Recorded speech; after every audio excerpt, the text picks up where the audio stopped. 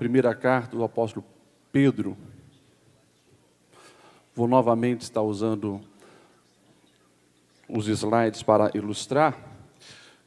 Eu creio que no 3, vamos ler juntos, está aqui na tela também. 1, 2, 3. Sede sóbrios, vigiai, porque o diabo, vosso adversário, anda em derredor, bramando como leão, buscando a quem possa tragar. Já desperta quem está do seu lado, segura na mão dessa pessoa e diz: vigia.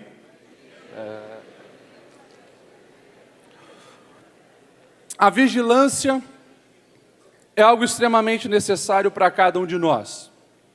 Algumas vezes na palavra de Deus, isso vai ser enfatizado de maneira bem direta. O próprio Senhor Jesus, já na reta final do seu ministério, deixou bem claro para cada um dos seus discípulos: vigiai e orai, para que não caiam em tentação. O espírito está pronto, mas a carne é fraca. Quando nós falamos em vigilância, nós estamos falando em trabalhar com a prevenção. E vigiar é isso, é você estar atento a algo negativo que possa acontecer. Mas quando isso acontece, se algo negativo chega e você está vigilante, você então está preparado para lidar com esse fato. Por isso, a palavra de Deus constantemente fala sobre isso. Nós podemos observar que, naquele tempo, havia os vigilantes das cidades, as sentinelas, ficavam numa torre ou nos muros da cidade, e eles estavam ali sempre atentos. Qualquer ameaça, todos se reuniam dentro dos muros da cidade para ficar protegido contra um ataque do inimigo. E o vigia, o sentinela, ele não podia negligenciar, ele tinha que estar atento. E uma coisa importante que nós precisamos trazer para os nossos dias é a urgência de estarmos atentos, vigilantes, e como falei ontem, como líderes chamados por Deus para esse tempo, sermos essas sentinelas que protegem a igreja. E uma coisa importante, isso dá trabalho. Dá trabalho, cansa, é desgastante. Se pegarmos, por exemplo, o Salmo 130, verso 6, o texto vai dizer assim: eu espero pelo Senhor mais do que as sentinelas pela manhã. Sim, mais do que as sentinelas esperam pela manhã. O salmista, ele está ali querendo revelar o seu desejo pelo Senhor, e olha só a metáfora que ele faz. Como um sentinela, que ele sabe que ele não pode dormir, está cansado, o sono chegou, mas ele precisa estar ligado. Ele almeja que chegue amanhã para ele poder descansar.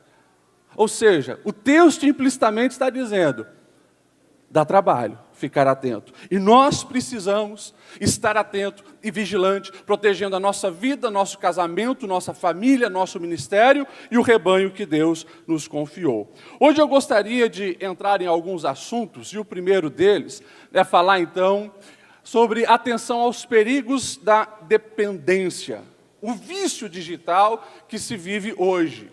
E ali tem um chamado para cada um de nós, líderes: enfrentem os faraós digitais. Assim como Deus levanta Moisés e chega diante do faraó dizendo: deixa o meu povo ir, nós como líderes desse tempo precisamos nos posicionar.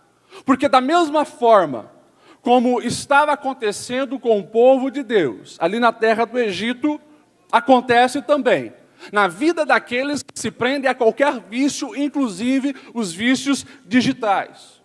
Todo cativeiro traz prejuízos, queira você ou não. O povo no Egito estava impedido de servir ao Senhor como deveria. O povo no Egito estava vendo os seus filhos serem mortos, jogados no Nilo. O povo no Egito estava ali trabalhando e gastando toda a sua força, promovendo o império de Faraó. E da mesma maneira, quando nós somos dominados, cativados, se tornamos prisioneiros, nós vamos sofrer todos esses tipos de prejuízos. Quando falamos da dependência digital, talvez é uma frase que assusta algumas pessoas quando a gente diz: a dependência digital é tão prejudicial quanto o vício nas drogas. Isso não é eu que estou falando, por mais que eu seja psicólogo, mas existem muitos doutores dentro da psicologia que falam dessa realidade. O prejuízo que um vício no álcool e um vício nas drogas trazem, hoje já está assimilado com os vícios digitais. Tanto que, infelizmente, no Brasil estamos um pouco atrasados, mas principalmente países de primeiro mundo, Estados Unidos, alguns lugares da Europa, Coreia do Sul, já existem muitas clínicas de desintoxicação digital, porque essa geração que está vindo aí está presa. E segundo os especialistas, eu cito aqui uma das doutoras mais reconhecidas do mundo, a Kimberly Jung, ela vai dizer que, assim como o vício nas drogas precisa sempre se consumir uma maior dose para satisfazer, alguém que está preso no digital é a mesma coisa. Pega um adolescente, entrega um jogo para ele jogar no videogame. Hoje ele joga 15, 30 minutos. Amanhã ele quer jogar 1 hora. Depois ele quer jogar 2 horas. Depois ele quer jogar 3 horas. E como eu já atendi alguns casos, adolescentes que jogam 48 horas sem descansar, sem dormir. E já vi alguns psicólogos atenderem casos mais urgentes, onde a pessoa não saía da frente do jogo nem para ir fazer suas necessidades.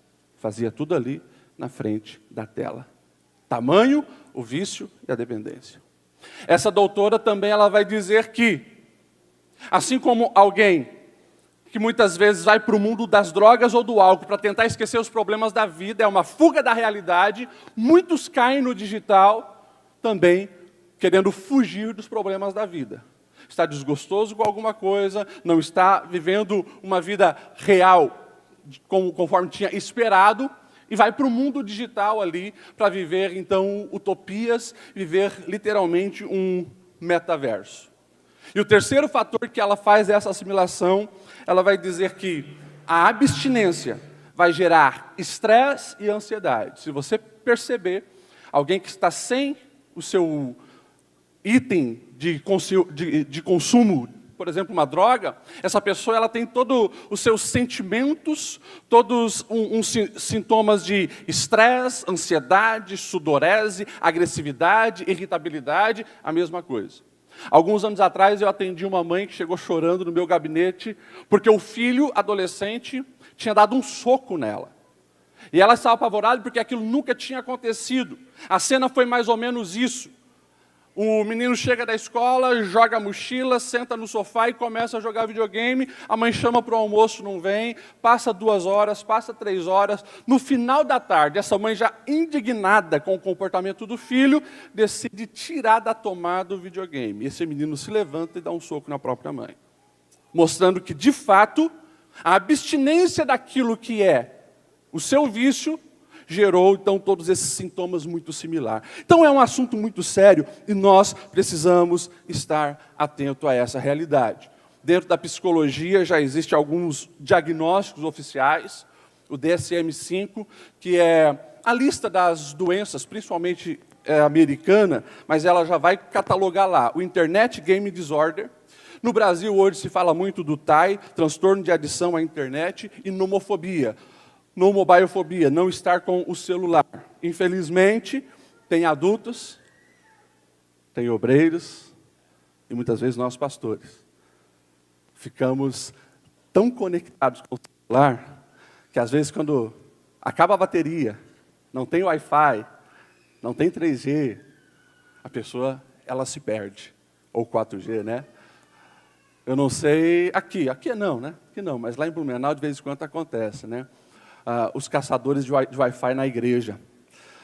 Os adolescentes, os jovens, alguns irmãos, né? Pastor, compartilha a senha do Wi-Fi, porque não conseguem ficar desconectados momento algum. Como eu falei, a internet é excelente quando bem usada e tem muitas oportunidades, mas a gente precisa vigiar para não estarmos literalmente entrando num cativeiro. Vocês me entendem? Amém?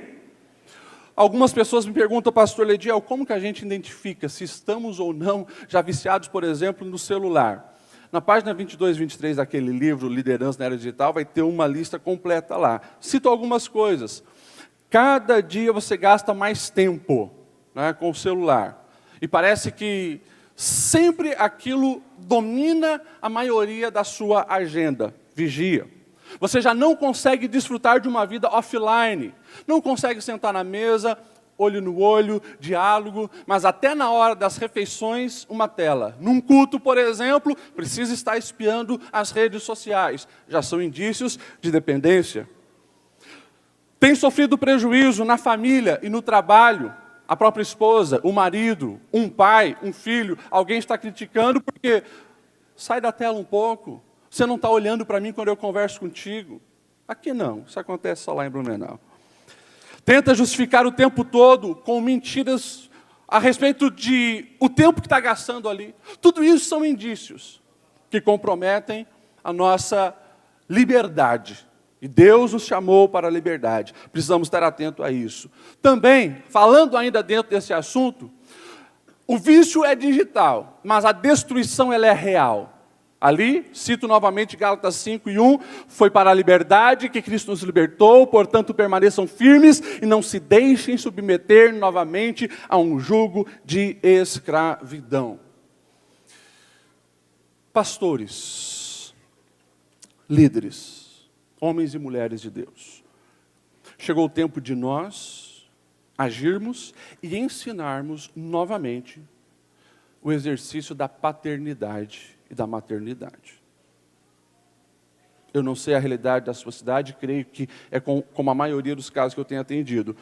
Os pais não têm conseguido colocar limite nos filhos concernente ao mundo digital. Ensine o seu rebanho, pastor, que os pais devem estar acompanhando de perto a vida digital dos filhos. Num curso que eu dou, educando os filhos na era digital, eu faço uma pergunta: você largaria o seu filho de 10 anos sozinho no centro de São Paulo? É claro que a resposta óbvia de todos os pais é não. Perdeu o juízo, pastor Lediel. Jamais faria isso. Pois é. Por que você não faria isso? Alguém pode fazer algum mal para ele. Imagine uma cidade de milhões de habitantes como São Paulo, vai ter milhares de pessoas malignas lá. É verdade. A única diferença de São Paulo para o mundo digital é que no mundo digital são bilhões, mais de 4 bilhões de usuários.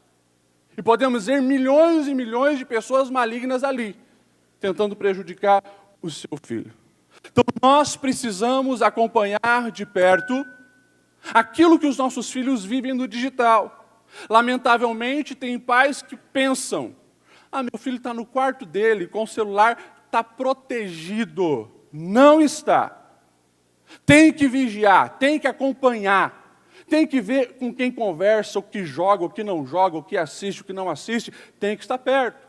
E é claro que quando eu falo de um menino ou uma menina que tem um celular, eu espero que o seu filho ali já tenha passado da pré-adolescência.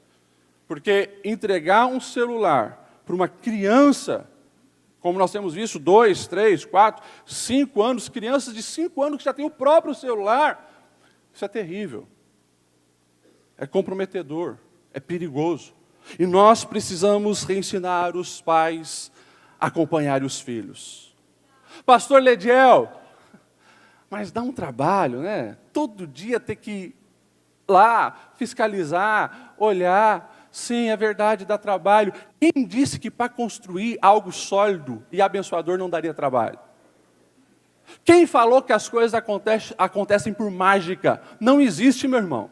Tudo que é bem feito dá trabalho. E nós precisamos nos posicionar. Mas deixa eu falar uma coisa para você também. Dá trabalho tirar os filhos das garras de um pedófilo. Dá trabalho desconstruir ideologias satânicas da mente de um adolescente. Isso dá trabalho. Então, escolha o seu difícil e vai.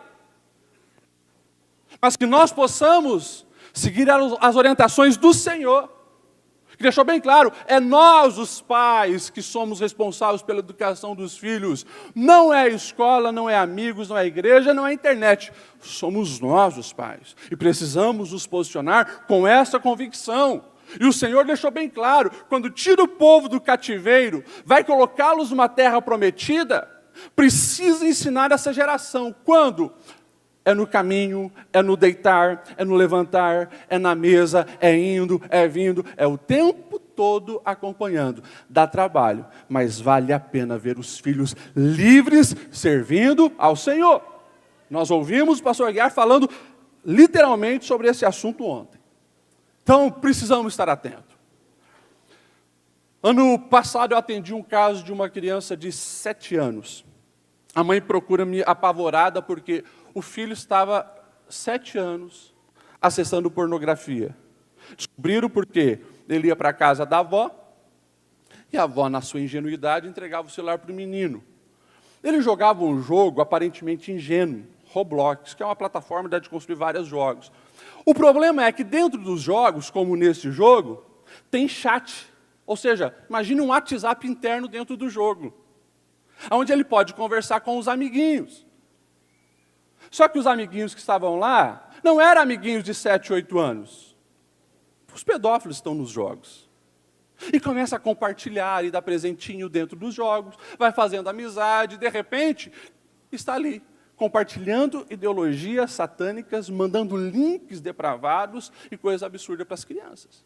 Então nós precisamos estar atentos, é responsabilidade nossa. Alguns têm negligenciado o vício digital, porque não é uma substância que entra no corpo, mas os vícios comportamentais, como está ali, eles são também destrutivos e nós precisamos estar atentos. Lamentavelmente, não é só criança. Adultos viciados. Adultos viciados em jogos. Antigamente, imagine 50 anos atrás, quando nós falávamos, puxa, aquela família foi destruída porque aquele homem tem problema com o jogo. Geralmente a gente imaginava um homem que estava nas jogatinas da noite, fazendo aposta e desperdiçando ali os seus recursos. Você parou para pensar que o mesmo espírito demoníaco que oprimia aqueles homens, invertia as prioridades, a ponto dele abandonar o lar, os compromissos do lar, e se dedicar a uma jogatina, já parou para pensar que esse mesmo espírito é também aquele que atua nos jogos digitais hoje? Pastor Lediel, o senhor está falando que nós não devemos permitir o jogo. Não estou falando disso. Estou falando de vício-dependência. É o mesmo espírito, cativa. Já algumas vezes eu fui procurando esposas, dizendo assim, pastor, eu não sei nem como falar isso para o senhor, mas eu e meu marido não temos mais a intimidade. Sabe por quê? Porque ele passa as madrugadas jogando. Eu fico na cama esperando ele vir dormir. E ele não vem. Esse é o tipo de realidade hoje. E nós, como líderes chamados por Deus, precisamos trazer resposta a essa realidade. Deus nos chama para a restauração. E nós precisamos estar atento a isso. Nós precisamos estar atento a isso. Infelizmente, muitas famílias cristãs e famílias assembleianas estão com a síndrome de Jonas. Além de fugir dos propósitos de Deus, desce para o porão para dormir, enquanto uma tempestade está destruindo tudo. Agora, dormir o sono da indiferença não resolve o problema e não aplaca a tempestade. É preciso reconhecer o problema. No caso de Jonas, eu sou o problema. A restauração só acontece quando o problema é identificado.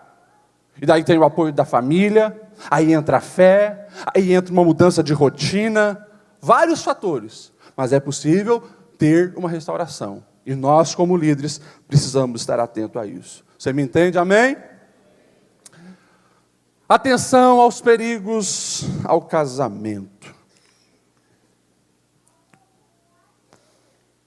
Ciladas afetivas e sexuais. No 3, vamos repetir essa frase. 1, 2, 3. Grandes quedas.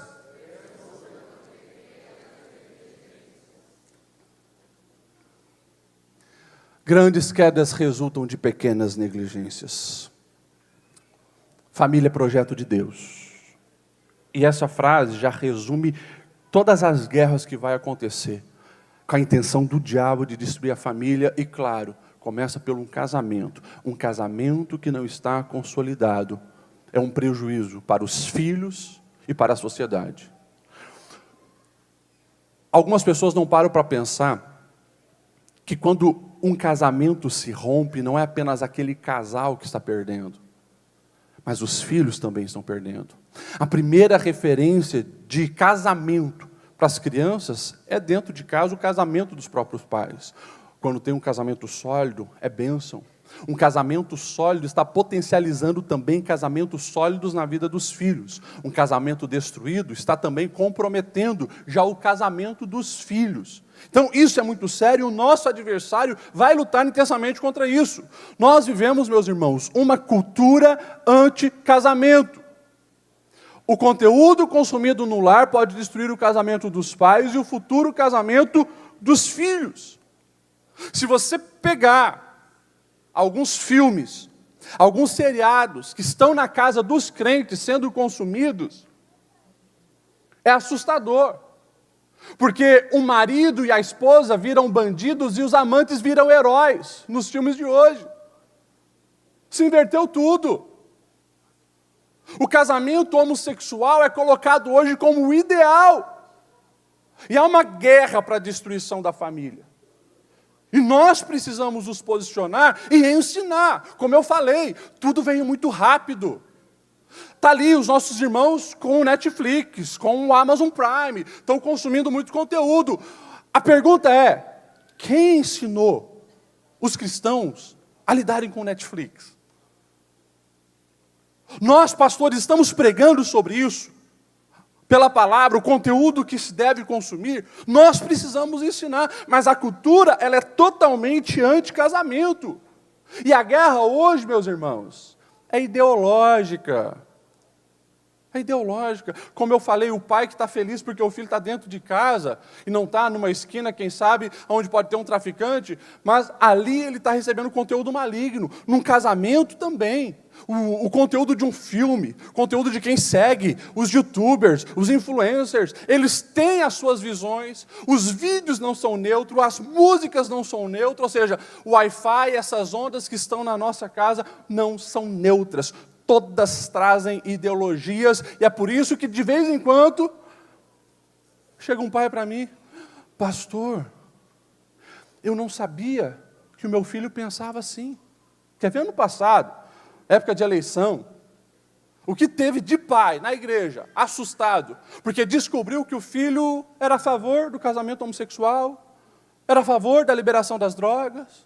Mas pastor, ele cresceu na igreja. Pois é, cresceu na igreja, só que na igreja ele vem 1, 2 vezes por semana. Coloca isso na balança, vendo toda a influência, quantas horas ele passa na internet, maratonando séries, as ideologias estão entrando. Daí você quer comparar 2 horas semanais na igreja com 50 horas semanais recebendo lixo.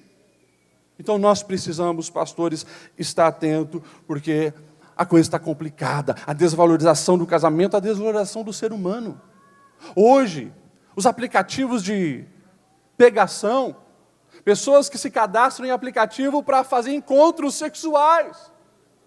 É literalmente a desvalorização, porque o ser humano virou um objeto.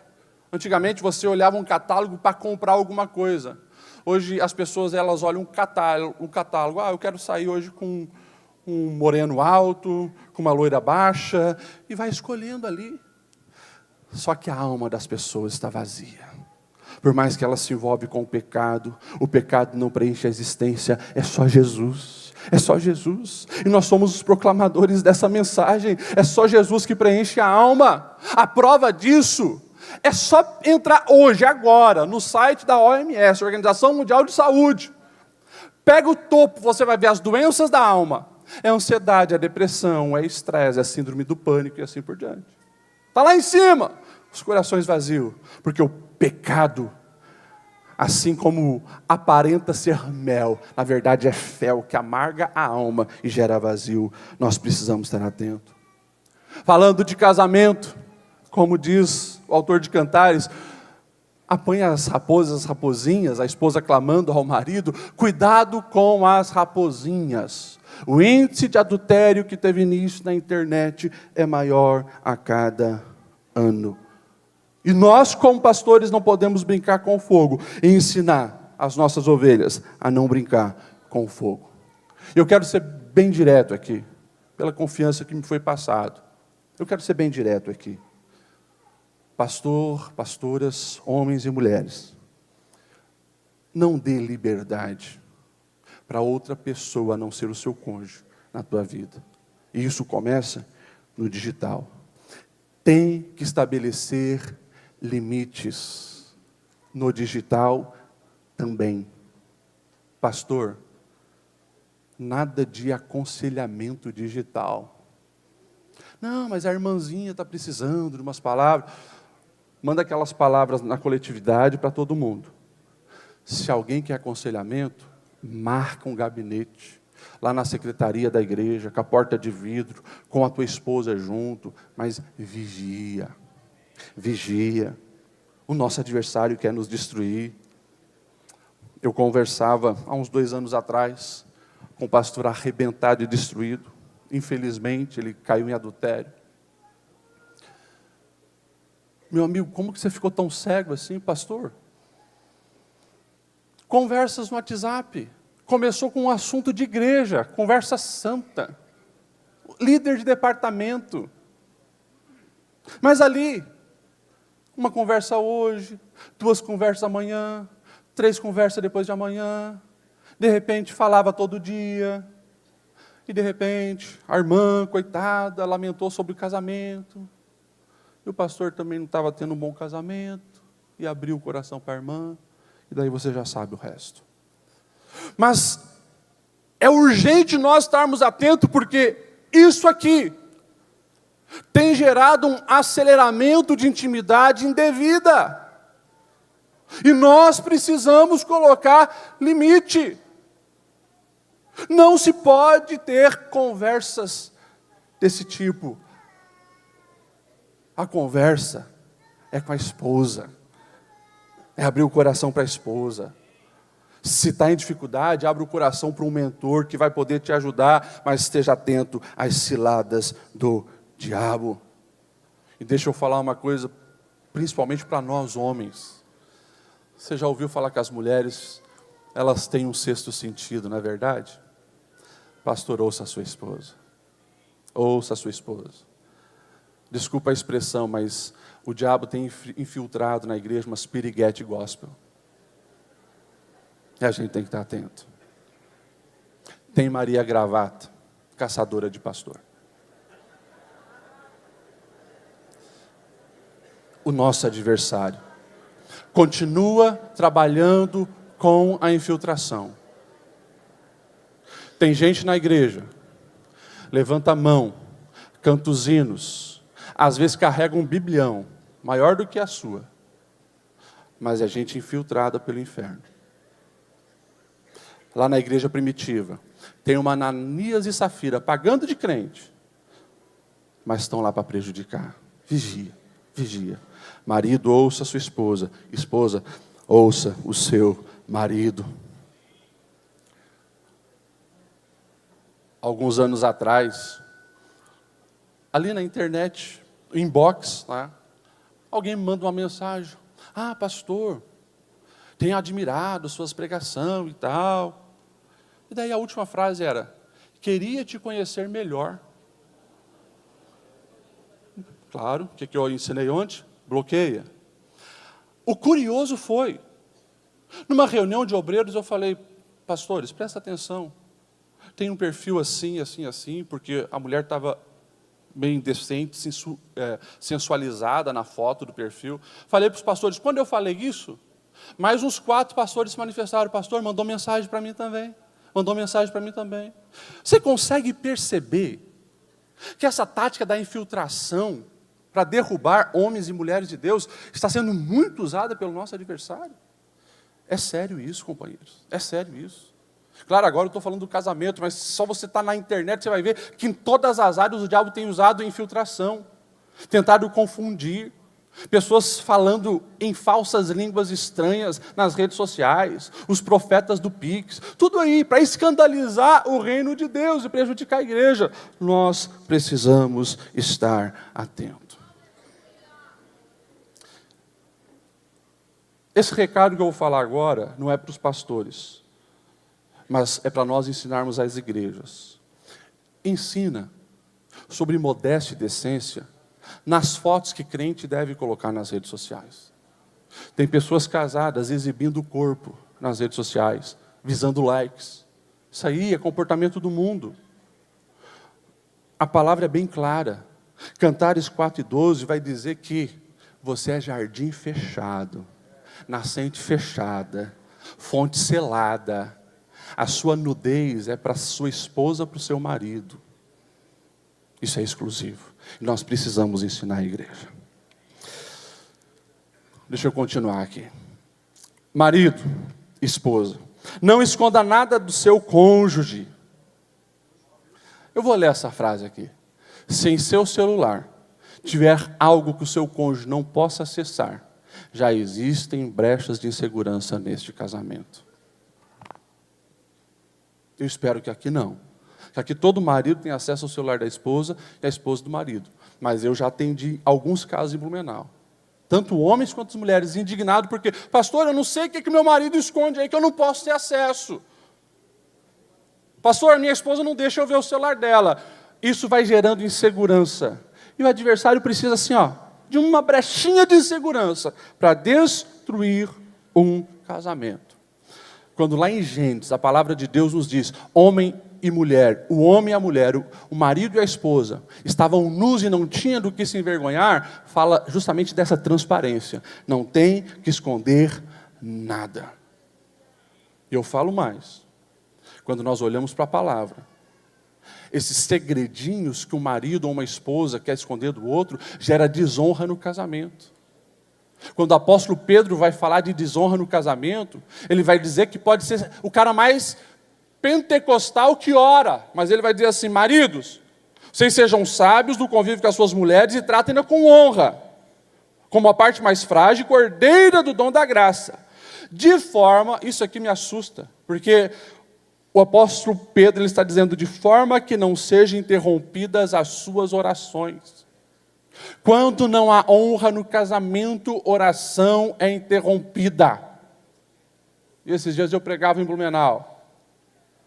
O mundo espiritual não respeita título, respeita um crente fervoroso, fiel, obediente à palavra, esse sim, que honra a esposa, porque está obedecendo. Essa é a palavra que nos vai dizer em Efésios 5:25, maridos, ame cada um a sua mulher como Cristo amou a igreja, entregou-se para santificá-la, e tendo-a purificado pelo lavar da água mediante a palavra, e apresentá-la a si mesmo como igreja gloriosa, sem mancha, sem ruga, semelhante, mas santa e culpável. Da mesma forma os maridos devem amar cada um a sua mulher como seu próprio corpo.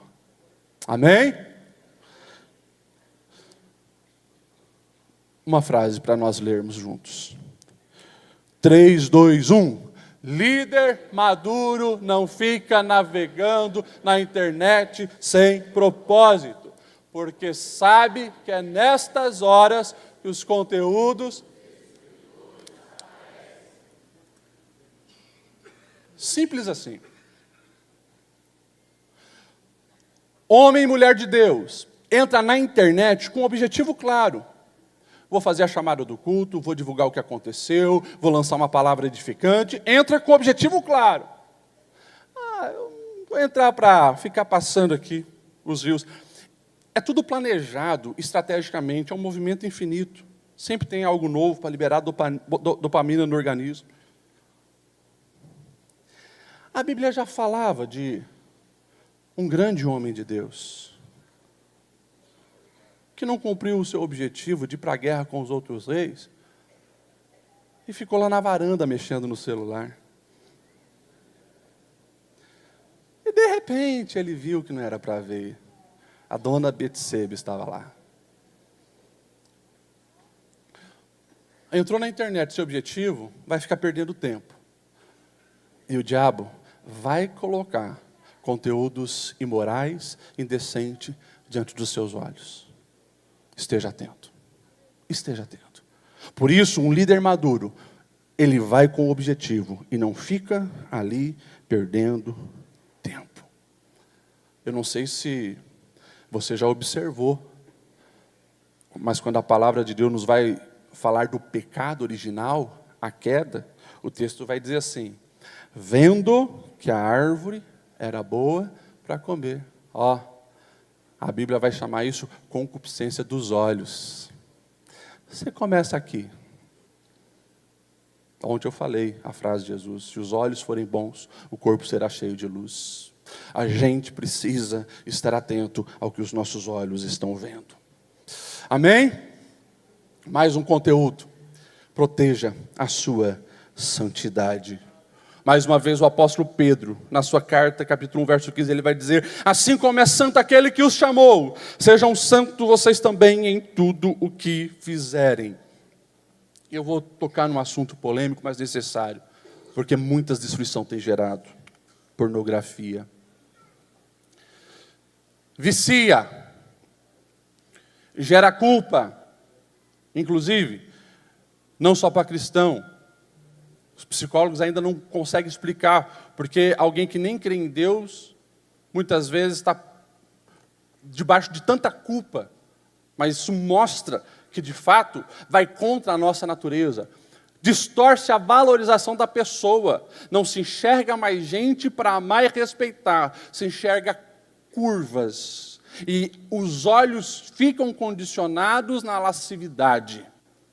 Banaliza o sexo. Aquilo que Deus criou tão lindo como expressão de amor, se torna apenas troca de fluidos para prazer corporal. Limita o que Deus planejou. Banaliza o que Deus planejou.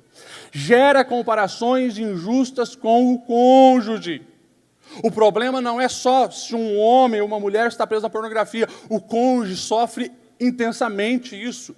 Quando vem à tona. E eu tenho, infelizmente, acompanhado tantos casos de mulheres destruídas, porque descobriram que o marido está preso na pornografia, ela pensa que a culpa é dela, que não foi suficiente para o esposo, cai numa baixa autoestima, de repente está numa depressão. Então, é aquilo que a palavra de Deus vai dizer, um abismo chamando outro abismo. E enquanto a casa cai, Satanás bate palma, porque conseguiu armar essa cilada e gente de Deus caiu e se prejudicou. Insensibiliza o ser para a perversidade, provoca confusão mental, baixa autoestima. Eu poderia aqui falar muitas outras coisas. Nós precisamos estar atentos. E quando eu falo de pornografia, eu falo também dessa pornografia mais light, que nem é de sites pornográficos, mas de aplicativos comuns, como Instagram, Facebook, TikTok. De vez em quando vai aparecer ali danças imorais, indecentes. Tem que vigiar.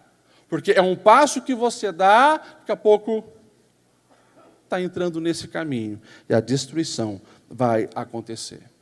O algoritmo, ele é planejado para te prender cada vez mais. E se você está passando algo, ficou um segundo a mais, olhando para um vídeo, para algo que aconteceu, ele já entendeu que aquilo teve mais importância do que você gastou menos tempo olhando. E ele vai cada vez mais te oferecer aquilo. E é um mundo sem volta, a gente precisa estar atento. Falo para homens, falo para as mulheres também. Aqui, nessa reportagem deixa bem claro, as mulheres brasileiras são as que mais veem pornografia, diz pesquisas. Essa reportagem de anos atrás, Playboy americano não vai mais publicar fotos de mulheres nuas, porque agora está tudo no celular, o acesso está muito facilitado e é isso aqui que a gente tem visto, a própria tecnologia bloqueando o casal. Precisamos estar atentos. Um outro assunto polêmico, mas necessário falar, é o tal do nudes ou sexting, que é compartilhar fotos íntimas. Isso pode gerar constrangimento para o resto da vida. Eu não sei se você já tem dimensão disso, mas o que cai na rede pode se multiplicar de maneira incontida. É uma foto compartilhada. Não se pega mais. Alguns anos atrás, um pai e uma filha entraram no meu gabinete, os dois chorando muito. A menina tinha tentado suicídio há um dia atrás. E tudo começou com uma paquera que ela tinha na escola. Meu amor para cá, meu amor para lá e tal. E como eu falei, isso aqui tem gerado um aceleramento da intimidade de maneira indevida. Porque antigamente, pelo menos na minha época, para namorar, tinha a quarta-feira à noite, eu ia lá na casa do sogro e ele ficava vigiando nós sentados na sala. Era assim. Hoje, os casais de namorados, as paqueras, não desgrudam o celular. A adolescente está no quarto, se arrumando para ir para a igreja, fazendo videoconferência com o namorado, que já está vendo ela se trocar.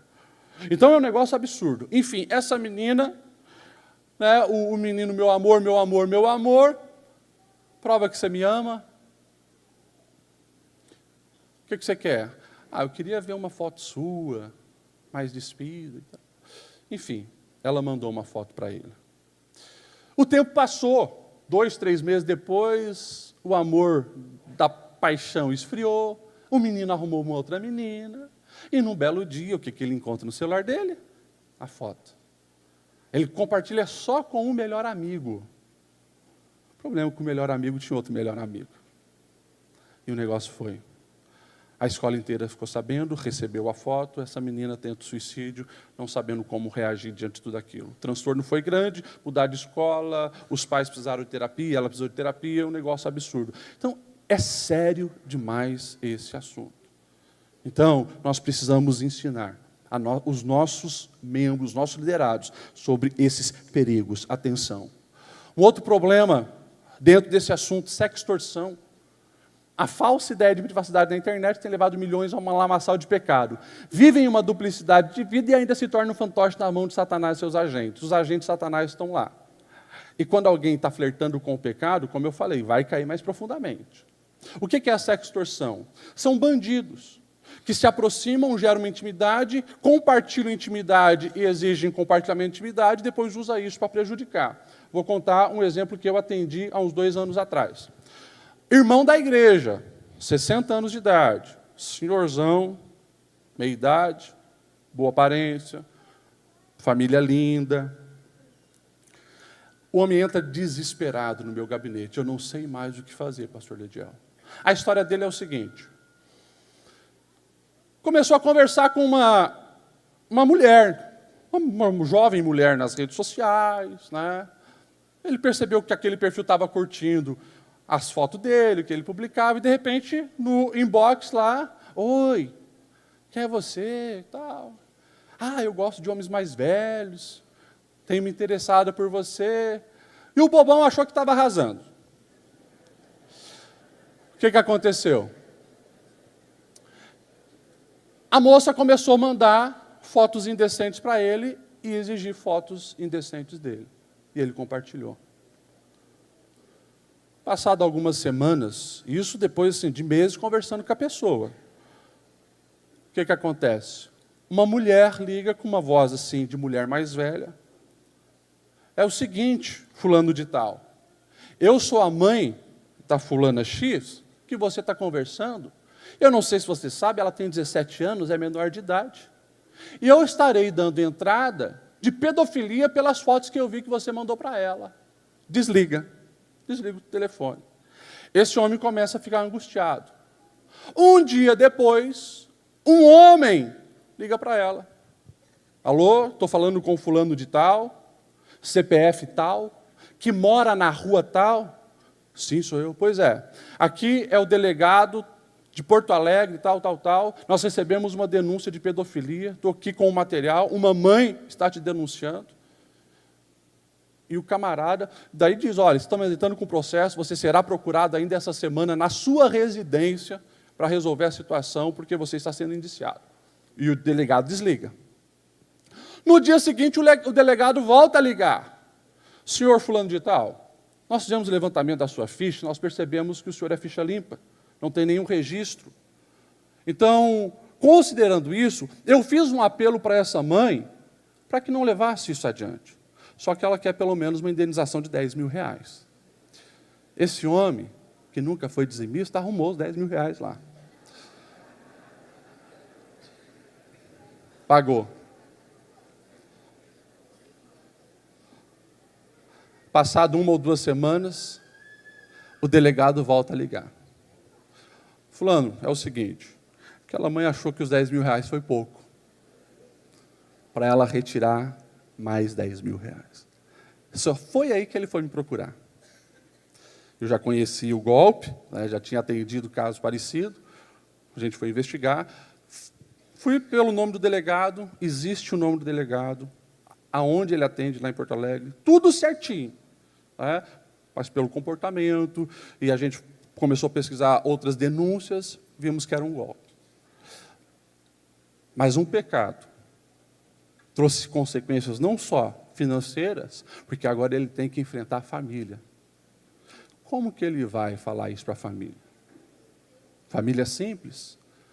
O homem fez dívida para pagar os primeiros 10 mil reais? Então, assim, o diabo brinca com quem flerta com o pecado, e como eu coloquei ali, se torna fantoche na mão do maligno. Quanto tempo ainda tem? Posso continuar? Precisamos estar atentos. Deixa eu falar então do outro assunto aqui na reta final, que é desafio para nós, pastores, nessa reta final quero falar desses desafios na era digital que nós estamos enfrentando. Já mudando agora de assunto, para finalizar então. Os cultos online, coloquei ali, não é para todos, é para os que estão impossibilitados de congregar pessoalmente. Por que eu falo isso? Porque nós estamos vendo uma geração, principalmente pós-pandemia, que quer ficar em casa, quer assistir os cultos a partir de casa. Só que em casa, as distrações são infinitamente maiores. Porque enquanto está em casa, ali, às vezes, está conversando com fulano, está arrumando guarda-roupa, está fazendo uma comida. Deus não aceita esse culto assim. Precisamos estar atentos e ensinar o povo concernente a isso. Tenho falado algo abertamente, o conteúdo gospel selecionado não gera crescimento. O alerta que o apóstolo Paulo fazia a Timóteo, pois virá o tempo em que não suportarão a sã doutrina, pelo contrário, sentindo coceira nos ouvidos, segundo seus próprios desejos, juntarão mestres para si mesmos. Meus irmãos, hoje, assim como eu falei do cardápio humano, tem esse cardápio onde as pessoas só querem escutar aquilo que lhe agrada. Alguém que fez do mundo virtual a sua igreja, o diferencial é que ela só seleciona o que ela gosta de ouvir. Ah, eu vou ouvir esse pastor porque ele não bate, porque ele não expõe o pecado. E a pessoa fica só ingerindo aquilo ali que não gera crescimento. O apóstolo Paulo já nos alertaria sobre esse tempo. É coisa séria. Igreja é o corpo de Cristo. E é ali no corpo que a gente cresce, que a gente amadurece, que a gente se desenvolve. É ali que a gente é confrontado por alguém que conhece as nossas vidas, sabe as nossas fraquezas. É ali que a gente lida com pessoas imperfeitas. É ali. Isso vai gerando crescimento. Falo também, os lobos estão conectados. A árvore é conhecida pelos frutos. Ontem, na nossa reunião, o nosso presidente falava de tantos bispos, apóstolos, né, pregadores ungidos e tanta gente que tem aí hoje nas mídias digitais. Mas o nosso Senhor nos ensinou de maneira muito clara e objetiva. É pelos frutos que nós vamos conhecer a árvore, não é pelo discurso. Tem muita gente falando bonito, como eu falei, tem profeta do Pix, pagando bem, ele fala o que você quer ouvir. É a realidade de hoje, mas são lobos entrando dentro da igreja, pelo mundo virtual. E nós precisamos estar atentos, ensinar o povo a discernir. Esses dias alguém me mandou um vídeo, pastor, uma pessoa que é nova convertida, isso aqui é uma igreja? Porque mandou um vídeo, de as pessoas, tinha Jesus no fundo, tal, mas a pessoa, um homem com um vestidão comprido, rodando.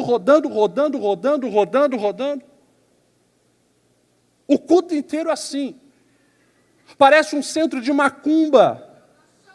E não é igreja. E nós precisamos estar atentos.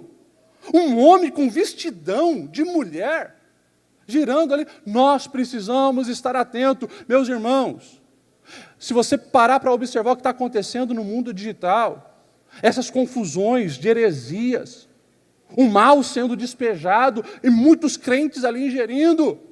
É por isso que lá na primeira pauta de ontem eu falei, nós, servos de Deus, precisamos invadir o mundo digital, com a proclamação do verdadeiro evangelho.